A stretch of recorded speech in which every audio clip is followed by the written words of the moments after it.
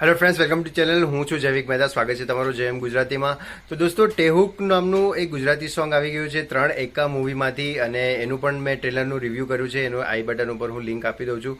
First of all, આ સોંગની અગર વાત કરીએ તો સુપર્બ સોંગ છે.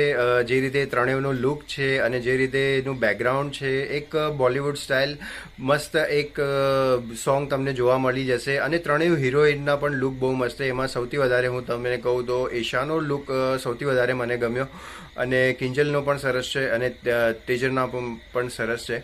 બાકી આ ત્રણેયની અગર વાત કરીએ તો એ લોકો ખાલી થોડી વાર માટે આવે છે, પણ આ ત્રણેય જે કમાલ કરી છે, જે ધમાલ કરી છે ને, એના ઉપર એક સૌથી વધારે અગર ચેરી ઓન ધ કેક કહીએ તો એ છે આદિત્ય ગઢવીનો અવાજ અને ભાર્ગવનું સિંગિંગ.